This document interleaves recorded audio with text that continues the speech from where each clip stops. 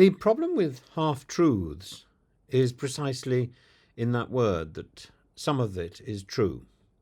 And it's often very difficult to know which bit is true and which bit is false.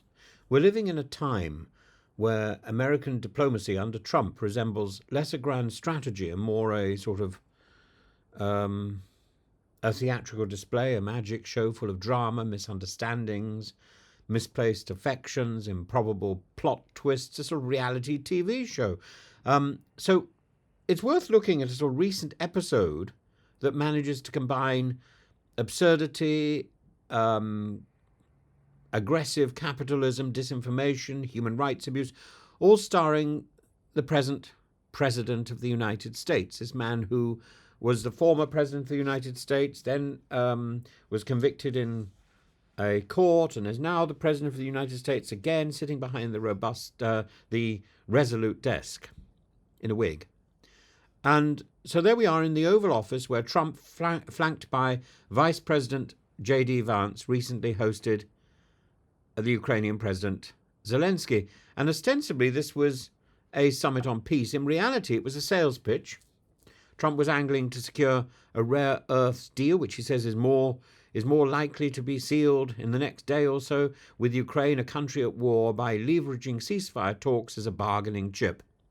And according to Time, weeks of negotiations were upended in a single explosive meeting when Trump reportedly began parroting Russian propaganda, claiming Ukrainian troops had been surrounded in Kursk, a fabrication Zelensky categorically dismissed. That's a lie, he told reporters, that's a fact. Of course, once Trump silenced the intelligence sharing, it quickly became a fact. So at the point in the Oval Office, Trump, what was Trump speaking truth? Well, he was, if you want to regard it proleptically. He was anticipating the truth that he was going to engineer. And here we get the madness. At the moment when Ukraine is desperately seeking reassurance from the West, Trump is choosing instead to believe a portrait sent by Vladimir Putin. No, I'm not making this up. And questioning whether he likes it. And that is quite literally the focus, while simultaneously pressuring Zelensky to grant the US access to Ukraine's mineral wealth.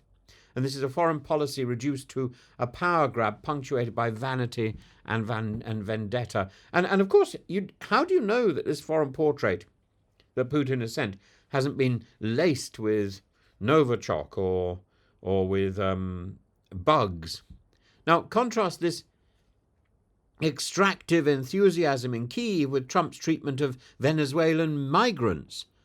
A cruel theatre of illegality. The Trump administration deported Venezuelans en masse under the Alien Enemies Act, a wartime law used historically to detain Japanese and German immigrants during World War II. And in this case, it was invoked without hearings, without legal process, and with such brutality that a US federal judge said that alleged Nazis were treated better. These migrants, many of whom were not gang members, were then dumped in El Salvador's notorious mega prison in exchange for $6 million in US funds.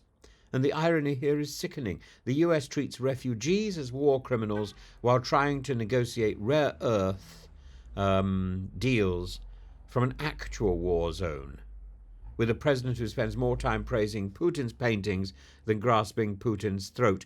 And speaking of Putin, the false claim by Trump that $350 billion has been spent on Ukraine aid is again lifted straight from the Russian disinformation book. In reality, the US has contributed around $119 billion. Europe has given more. So where did Trump get that number? Most likely from a Russian economic memo presented by Kirill Dmitriev, head of Russia's Sovereign Wealth Fund, during the recent US-Russia summit in Riyadh. This opportunity cost memo, essentially tallying up the theoretical profits lost when American firms withdrew from Russia, appears to have made its way from a Kremlin spreadsheet directly into Trump's mouth.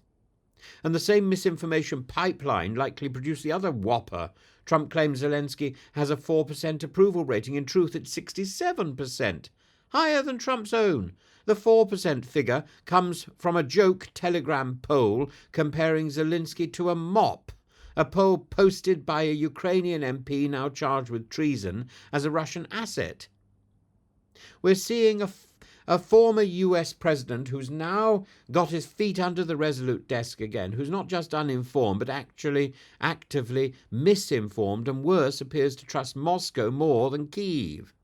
He praises Putin, bullies Zelensky, abuses migrants, and uses the language of national security to advance mineral grabs rather than human dignity. This is a grotesque symmetry. There is a grotesque symmetry to all this. The mining of Ukraine's rare earths, the burying of truth beneath Russian lies, the discarding of vulnerable human beings as political refuge is not foreign policy, it's looting dressed up as leadership. What we're witnessing is the complete hollowing out of diplomacy, replaced by transaction, intimidation, and theatrical nationalism. This is not a strategic doctrine, it's kleptocratic cosplay. Half oil painting, half oil grab. So call it what it is. A scandal, a moral scandal, a moral decay, a diplomatic scandal, and most of all, a scandal of misplaced priorities.